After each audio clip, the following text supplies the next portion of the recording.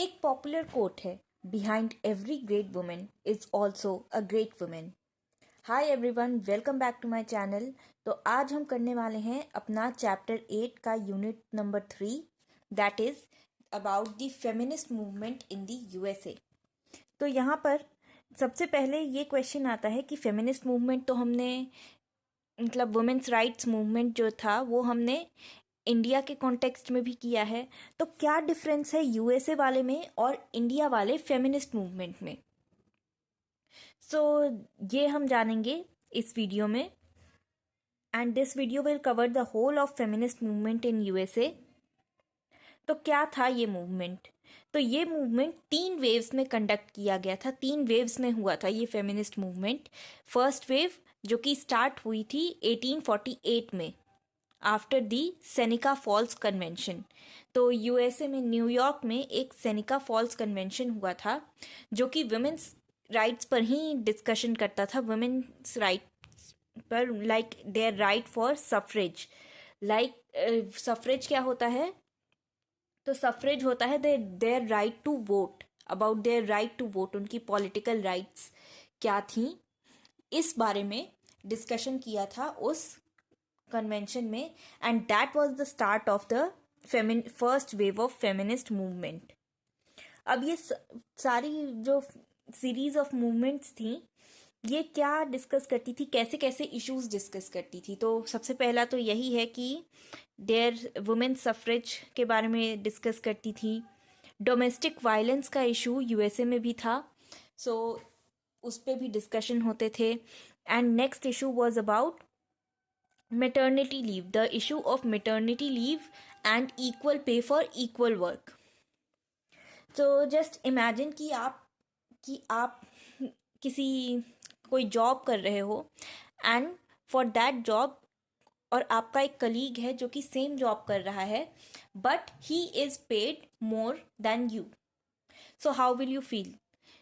तो डेफिनेटली ये एक टाइप का डिस्क्रिमिनेशन है कि सेम वर्क के लिए आपको कम कम रिवॉर्ड मिल रहा है, and the person opposite to you, your colleague, और and your colleague is getting paid more wages.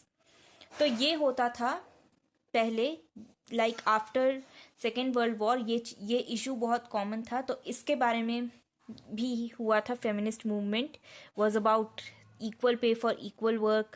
The issue of maternity leave, like maternity leave मिलनी चाहिए women को when they are pregnant, and some issues like sexual harassment and violence.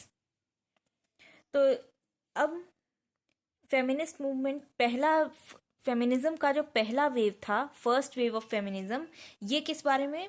Political equality, women को political equality देने के बारे में था, उनके राइट टू वोट के बारे में था। सेकेंड वेव किस बारे में था? Second wave was about their social and cultural inequalities. जो सोशल और सोसाइटी में जो इनइक्वालिटीज हैं, कल्चरल इनइक्वालिटीज हैं, उन्हें ख़त्म करने के लिए हुआ था सेकेंड वेव फेमिनिज्म। और थर्ड वेव फेमिनिज्म किस बारे में था? वुमेन्स के पॉलिटिकल इन्फ्लुएंस के बारे में, पॉलिटिक्स में क्या इन्फ्लुएंस होगा एक वुमेन का। अब फर्स्ट वेव के टाइम पे, जब फर्स्ट वेव ऑफ फेमिनिज्म आया, उस टाइम पे एक पॉपुलर राइटर वर्जीनिया वुल्फ, जिनके बारे में अगर आप कॉलेज टाइम में अगर आप साइकोलॉजी या लिटरेचर जैसे सब्जेक्ट्स पढ़ेंगे तो आप ज़रूर इनका नाम सुनेंगे, बिकॉज वो साइकोलॉजी के बारे में लिखती थी, फेमिनिज्म के बारे में लिखती थी, and she was a very popular writer of modernism. तो इन्होंने एक बुक लिखी थी, a room of one's own.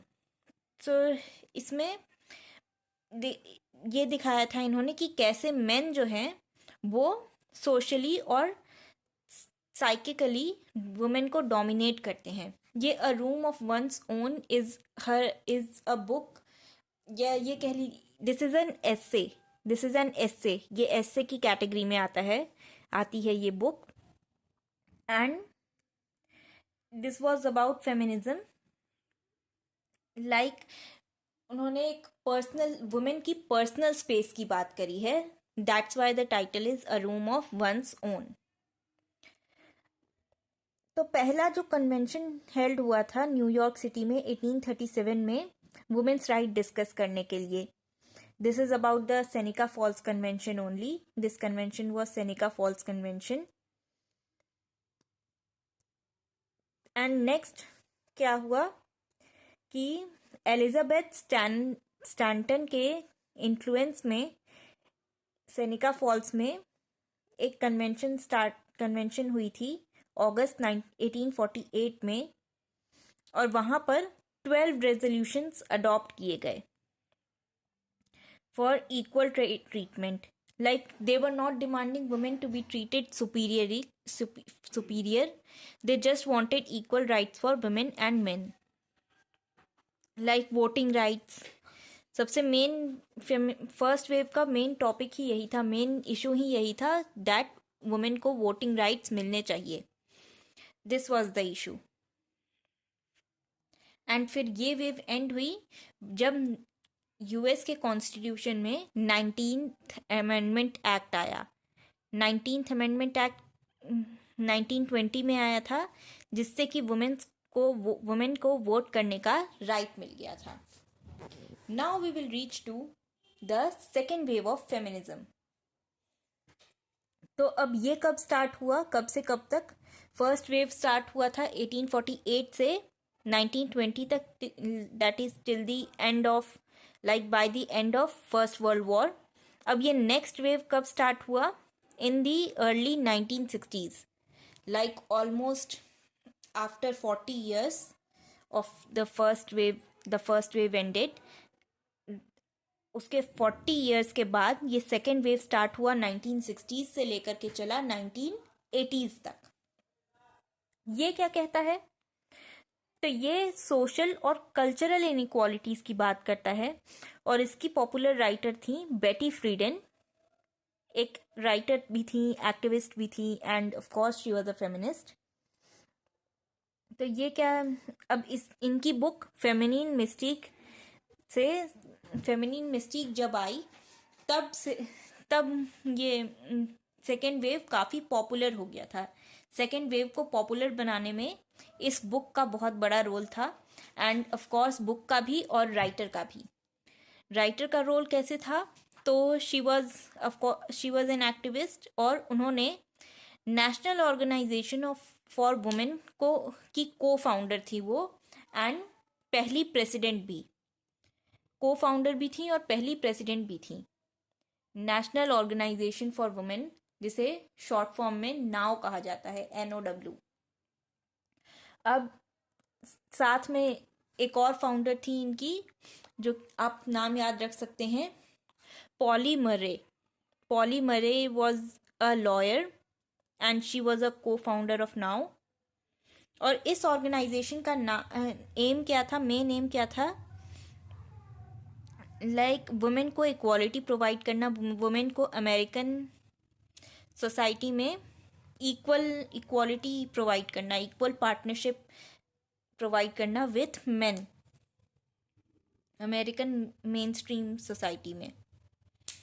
And अब इसके लिए क्या क्या किया, फ्रीडन ने क्या क्या किया? तो सबसे पहले women's nation wide strike organise करी न्यूयॉर्क में. एंड अराउंड 50,000 वुमेन ने around 50,000 women participated in this strike. Next जो था, नेक्स्ट उन्होंने बाकी कई सारी फेमिनिस्ट्स को एनकरेज किया कि वुमेन की पॉलिटिकल राइट्स को इस्टेब्लिश करने में हेल्प करे. And equal rights amendment propose किया. लाइक इक्वल राइट्स अमेंडमेंट जो प्रपोज हुआ था, उसके बहुत ही स्ट्रॉन्ग सपोर्टर थी बेटी फ्रीडन. और and she was a very influential author of America. And she died at the age of 85 years in February 2005, like after almost 20 years of the end of feminist movement, she died. अब इसके इस time तक जब उन्होंने strike organise की, उसके बाद से फेमिनिस्ट जो थी उन्होंने कल्चरल और पॉलिटिकल इनइक्वालिटीज के अगेंस्ट कैंपेन स्टार्ट कर दिए. एक और इम्पॉर्टेंट मूवमेंट इस टाइम पे पॉपुलर हुआ था, द वुमेन्स हेल्थ मूवमेंट, जो कि जिसमें कई सारे बड़े ग्रुप्स का इन्वॉल्वमेंट था. अब इसमें क्या, अब ये वुमेन्स हेल्थ मूवमेंट क्या है, तो इसमें आपको ये पता चलेगा कि जो अमेरिका का जो मेडिकल फील्ड था, यूएसए का हेल्थ केयर सिस्टम जो था वो मेल डोमिनेटेड था. It was failing women. वहाँ पर मेल डोमिनेंस था, उस सिस्टम पे मेल्स का कंट्रोल था, और इस वजह से वुमेन मेडिकल स्कूल्स में एनरोल नहीं हो पा रही थी. एंड जब ये मूवमेंट आया, इसके बाद से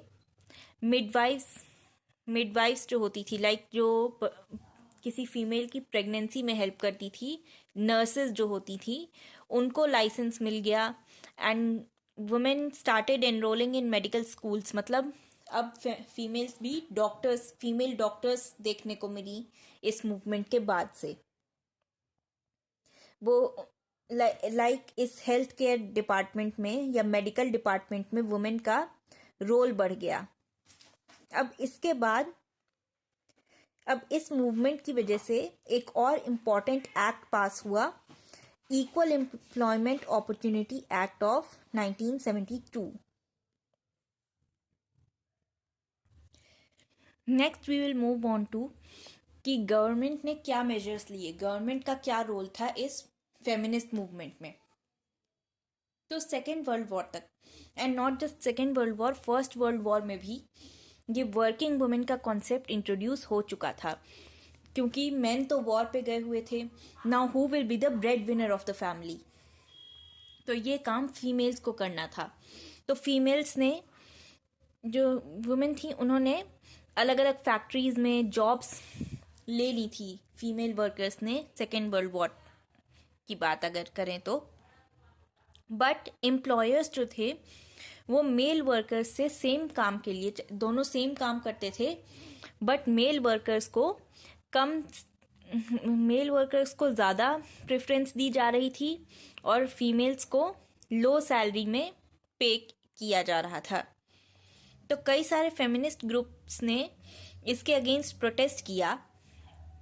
and finally John Kennedy, America के प्रेसिडेंट जॉन कैनेडी ने इस जेंडर डिस्क्रिमिनेशन को अबॉलिश किया.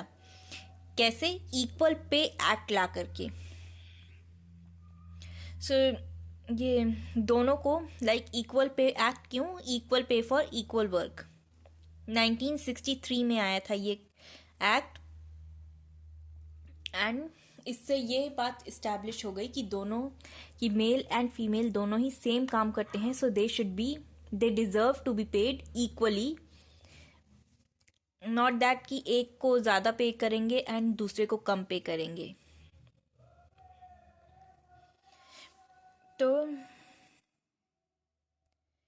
इसमें यही था कि एम्प्लॉयर में not pay lower wages to employees of one gender that it pays to the employees of other gender. So equal skills, responsibility और working conditions में सेम पेमेंट मिलना चाहिए. नेक्स्ट हम आते हैं सिविल राइट्स एक्ट पे. तो ये एक्ट लिंडन बी जॉनसन ने साइन किया था. एंड इस एक्ट के अकॉर्डिंग डिस्क्रिमिनेशन का रेस, कलर, रिलीजन, जेंडर या नेशनल ओरिजिन को लेकर के किसी भी टाइप का डिस्क्रिमिनेशन नहीं किया जाएगा यूएसए में, ये एक्ट कहता था. रेशियल सेग्रीगेशन फेस करना पड़ता था कई लोगों को स्कूल्स में, वर्क प्लेसेस पे, फैसिलिटीज़ जनरल पब्लिक के लिए जो फैसिलिटीज़ थी, सब पूरी पब्लिक के लिए, उसमें भी रेशियल डिस्क्रिमिनेशन फेस करना पड़ता था. तो ये सारी चीजें अबॉलिश कर दी गई with this civil rights act. इस लॉ के पहले उन्हें वुमेन को क्या होता था कि वुमेन को पेचेक्स कम मिलते थे, लाइक उनको कम वैल्यू मिलती थी एज एन एम्प्लॉय। एंड जो चीज़ मैंने एक्सप्लेन करी अभी कि लाइक उन्हें एज एन एम्प्लॉय कम पेमेंट मिलती थी in comparison to men for equal efforts. So इस डिस्क्रिमिनेशन को प्रेसिडेंट जॉनसन ने अबॉलिश करने का डिसाइड किया। Our next topic is the role of national organisation for women, जो कि मैंने पहले ही बता दिया कि इसकी फाउंडर थी बेटी फ्रीडन एंड पॉली मरे। बेटी फ्रीडन जो कि एक राइटर थी और पॉली मरे एक लॉयर थी, and both of them were very renowned activist in the feminist movement, the second wave of feminist movement. और उन्होंने मिल करके और along with many other feminists, सिर्फ ये दो नहीं थी, ये दो पॉपुलर नेम्स हैं, बट और भी कई सारी फेमिनिस्ट थी, और उन सब ने मिल करके 30 जून 1966 को ये ऑर्गेनाइजेशन फाउंड करी एट वॉशिंगटन डीसी। एंड इसके बाद क्या हुआ, इसके बाद अब ये इसके बाद इनकी मेन डिमांड जो थी वो थी कि वुमेन को अमेरिकन सोसाइटी के मेन स्ट्रीम में लाना। अब नाउ के फाउंडेशन में, नाउ का जो फाउंडेशन था ये दो बेसिस पर हुआ था, दो मतलब रीजंस थे कि नाउ जैसी ऑर्गेनाइजेशन की ज़रूरत पड़ी। पहला ये था कि एक तो था president commission on the status of women, जो कि इस्टेब्लिश किया था जॉन एफ कैनेडी ने, ताकि वो फीमेल्स को एजुकेशन, वर्कफोर्स और सोशल सिक्योरिटी प्रोवाइड कर सकें। एंड नेक्स्ट वाज कि सिविल राइट्स एक्ट 1964 के जो सिविल राइट्स एक्ट था, जिसके बारे में हमने अभी अभी पढ़ा, वो एनफोर्स नहीं हो रहा था। It was not getting enforced properly, like जिस लेवल पर नीड थी वो उस तरह से एनफोर्स नहीं हुआ था। ये हम आगे देखेंगे। तो अभी के लिए बात करते हैं नाउ की। तो नाउ की और डिमांड्स क्या थी? एक तो ऑफ कोर्स वुमेन को अमेरिकन मेन स्ट्रीम सोसाइटी के मेन स्ट्रीम पे लाना। नेक्स्ट थी कि वायलेंस, जो वुमेन के अगेंस्ट वायलेंस हो रहा है उसको एंड करना। कॉन्स्टिट्यूशनल इक्वालिटी, कॉन्स्टिट्यूशन में इक्वालिटी प्रोवाइड करना वुमेन को। एंड रेसिज्म को ख़त्म करना, वुमेन को इकोनॉमिक जस्टिस देना, just like the ERA act. And अब क्या हुआ, सिविल राइट्स एक्ट के केस में क्या हुआ कि कई सारे सदर्न स्टेट्स जो थे वो सिविल राइट्स एक्ट को रैटिफाई ही नहीं कर रहे थे। अब कोई भी एक्ट, अमेरिका में ये रूल है, आपने पॉलिटिकल साइंस में पढ़ा होगा कि USA के कॉन्स्टिट्यूशन के अकॉर्डिंग किसी भी एक्ट को लॉ बनाने के लिए रैटिफिकेशन 38 स्टेट्स का रैटिफिकेशन ज़रूरी होता है।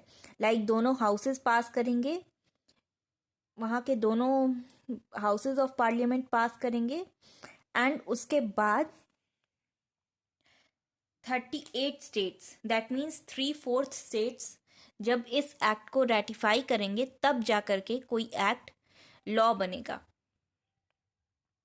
अब इस एक्ट के रैटिफिकेशन के लिए नाउ ने एनकरेज किया अपने मेंबर्स को कि वो मार्च लीड करें, इकोनॉमिक बॉयकॉट करें इसके लिए। अब इसमें 1970 में क्या हुआ, 1970 में US एक कॉन्स्टिट्यूशनल अमेंडमेंट की हियरिंग कर रही थी कि वोटिंग एज को 18 इयर्स पे रिड्यूस कर देना चाहिए। इसकी हियरिंग नाउ ने स्टॉप करवा के कहा कि इक्वल राइट्स अमेंडमेंट एक्ट ज़्यादा इम्पॉर्टेंट है, it is a more prominent issue, because पहले इक्वल राइट्स दोगे तभी तो वोटिंग की राइट मिलेगी फीमेल्स को भी। सो पहले इक्वल राइट्स अमेंडमेंट एक्ट को आप करो को आप पर आप हियरिंग दो एंड आप उसको पास करो and only then you can think about lowering the voting age. So इसमें ईआरए के अकॉर्डिंग वुमेन को इक्वल राइट मिल रही थी एंड इसे इंट्रोड्यूस किया कांग्रेस में 1972 में।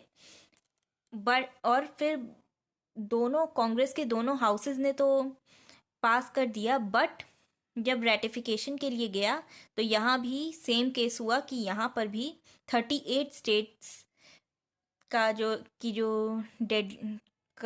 लिमिट है, 38 स्टेट्स का रेटिफिकेशन इम्पॉर्टेंट है, वो नहीं हो पाया, जो कि सिविल राइट्स एक्ट में भी सदर्न स्टेट्स के रेटिफाई ना करने की वजह से नहीं हो पाया था। तो यहाँ पर भी यही प्रॉब्लम्स हुई, जिसे कि फेमिनिस्ट ऑर्गेनाइजेशंस ने उसके लिए एफर्ट्स डाले कि 3/4 स्टेट्स भी, एटलीस्ट 3/4 स्टेट्स इसे रेटिफाई कर दें, बट ऐसा नहीं हो पाया, ऐसा काफ़ी टाइम तक नहीं हो पाया। सो नेक्स्ट हमारा टॉपिक है social impact of the feminist movement. तो अब फेमिनिस्ट मूवमेंट का काफ़ी अब सोशली फाइनल रिजल्ट क्या था? तो पहला तो ये हुआ कि डोमेस्टिक वायलेंस रिड्यूस हो गया एंड काफ़ी मिक्स्ड रिजल्ट्स थे। अब यहाँ पर वुमेन को काफ़ी फ़ायदा हुआ, लाइक वुमेन को बर्थ कंट्रोल पर फ्रीडम मिल गई, like they got the freedom of birth control, जिससे कि वो अपनी करियर और फैमिली दोनों मैनेज कर पा रहे थे। एम्प्लॉयमेंट बढ़ी, वुमेन एम्प्लॉयमेंट बढ़ी एंड लाइक वेजेस भी इक्वल मिलने लगे, इक्विटेबल वेजेस, लाइक वही इक्वल पे मिलने लगा फीमेल्स को। एंड यूनिवर्सिटी एजुकेशन भी देखा गया फीमेल्स में, that they went more women went to the university. And of course इस मूवमेंट में प्रोपोज्ड इक्वल राइट्स अमेंडमेंट को काफ़ी सपोर्ट दिया। सो इसी के साथ हमारा ये टॉपिक ख़त्म होता है। आई होप आपको समझ आ गया हो। If you have any doubts you can ask in the comment section. So next video में हम बात करेंगे नेल्सन मंडेला के बारे में and the movement of south Africa.